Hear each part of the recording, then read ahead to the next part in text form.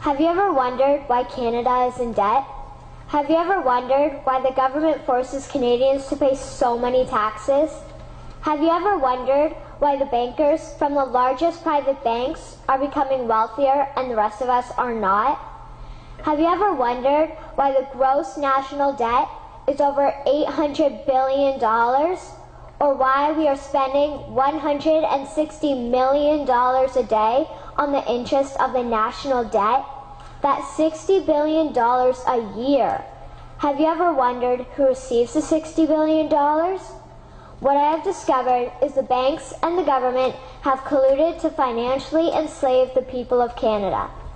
I will share with you 3 important points of reference which will hopefully spark enough interest and concern for you to continue the research on your own and to engage your government to stop this criminal act against the people of Canada. First, we will briefly examine the Bank of Canada. Second, we will see how our banking system works today. And lastly, I will offer a viable solution that we can petition our government to implement. A very little known figure in Canadian history is J.L. Grattan McGeer. He was a lawyer, Member of Parliament, and Mayor of Vancouver. His contribution to Canada is probably the greatest in our history. He championed the creation of the National Bank of Canada, whose sole purpose is to create and manage Canada's money. It was formed on July 3, 1934, and owned by all Canadians. Until the 1970s, because of the Bank of Canada, Canada's national debt was held at a constant, manageable level, until the government decided to implement what we now have as our modern-day banking system that is robbing the Canadian people.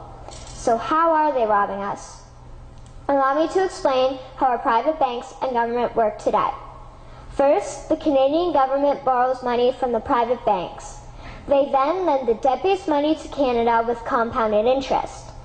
The government then continues to increase taxation of Canadians year after year in order to pay back the interest on the exponentially growing national debt.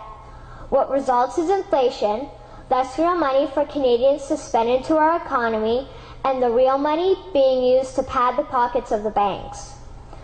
Also, the government gave the banks the ability to loan out money that doesn't exist in the form of loans.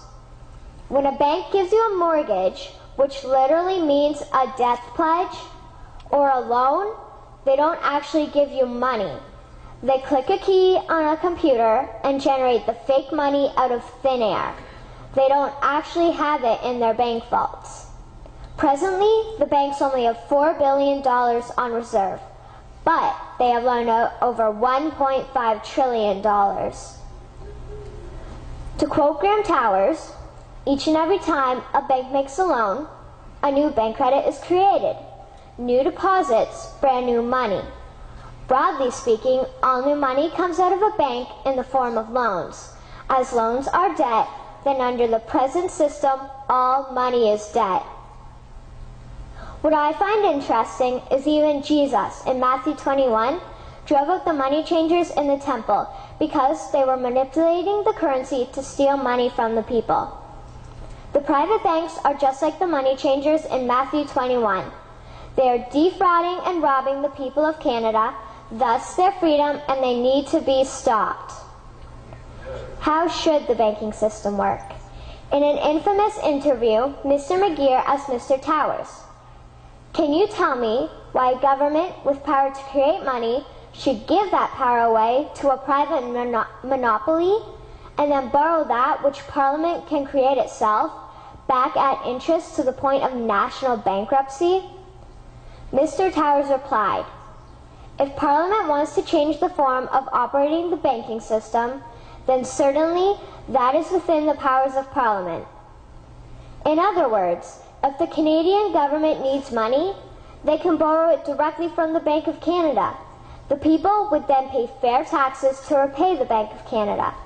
This tax money would in turn get injected back into our economic infrastructure and the debt would be wiped out. Canadians would again prosper with real money as the foundation of our economic structure and not debt money. Regarding the debt money owed to the private banks, such as the Royal Bank, we would simply have the Bank of Canada print the money owing, hand it over to the private banks, and then clear the debt with the Bank of Canada. And yes, we have the power and lawful right to do so. In conclusion, it has become painfully obvious, even for me, a 12-year-old Canadian, that we are being defrauded and robbed by the banking system and a complicit government. What will we do to stop this crime? What will we do to ensure that the next generation will live free and clear of the debt-based economy that enslaves them to the banks? Margaret Mead said the following, and I hope that all of you remember this. Never doubt that a small group of people can change the world. Indeed, it is the only thing that ever has. Thank you.